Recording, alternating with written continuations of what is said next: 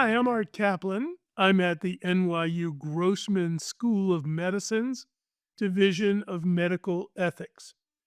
Well, RFK Jr. has been in the news quite a bit, having been suggested as the head of Health and Human Services, a $1.7 trillion agency that controls everything from the FDA and the National Institutes of Health all the way over to Medicare and Medicaid.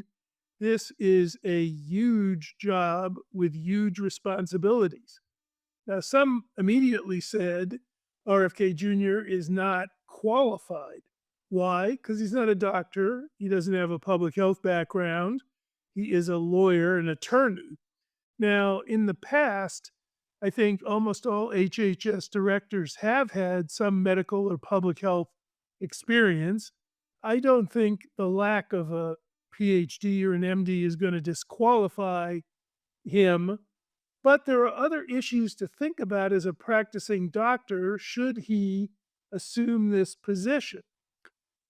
A lot of attention is paid to the fact that he has historically been a vaccine skeptic, and that is true.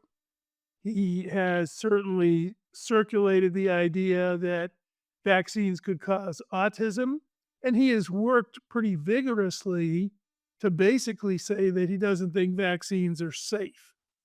Well, I think on that issue, there's plenty of reason to be upset since I think vaccines are one of the great achievements of science for humanity.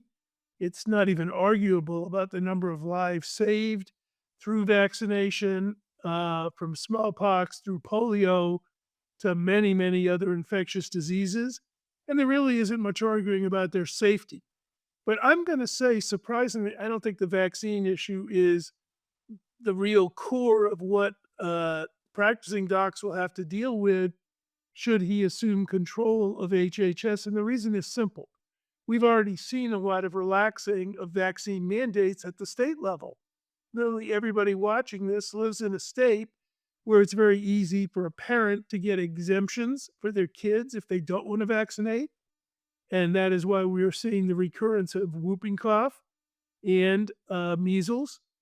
It's easy to opt out so that the whole issue of being anti vaccine, I'm going to say, has already been translated into weakening public policies requiring vaccine mandates for kids. And obviously, adults do what they want. And most of them have not had a COVID vaccine. And most of them have not had a shingles vaccine. And most of them have not had an HPV vaccine. So, whatever his views about vaccines, I don't think it's going to actually sway what your patients are thinking about with respect to vaccination. They need persuasion about efficacy and safety. He may reinforce a false message, but some patients are already moving in the direction of saying no vaccines for me.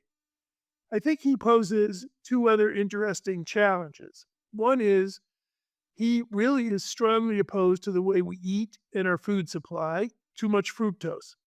I would tend to agree with him. I think our diet is poor. But what he wants to do is shift us to organic foods. That is problematic for a whole host of reasons. One of which is there's no definition of what organic is. Secondly, it's not affordable. Organic foods, if we tried to shift our food supply, would raise prices enormously in terms of producing them.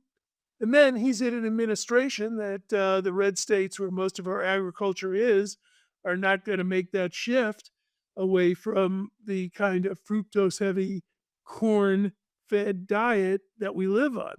So I don't know whether, he's going to be able to get where it would be nice to get patients to go. I suspect we're going to see a lot more patient interest in injectable drugs to control weight. The other big challenge that he's got out there that's tough is he is a proponent of less regulation and oversight of drugs. He thinks big pharma has too much sway. Well, you can make that argument too, but what he may suggest is opening the door to crank cures. He was a big proponent of ivermectin, hydrochloroquine during COVID, all known by evidence not to work, not to be effective, waste of money. So it may be that physicians are going to have to be ready to come up with the evidence about what works, what doesn't work. If the FDA and government regulation got weaker under RFK Jr. or someone like him, then it's going to be even more of a problem for you to get evidence based information about what works, what doesn't work in front of your patients. I don't think RFK Jr. is good for America's health, but I think some of the opposition, he's too anti vaccine, is ignoring some of the big ripples that would move through the healthcare system and really challenge physician practice and physician messaging. I'm Art Caplan at the Division of Medical Ethics at NYU Grossman. Thanks for watching.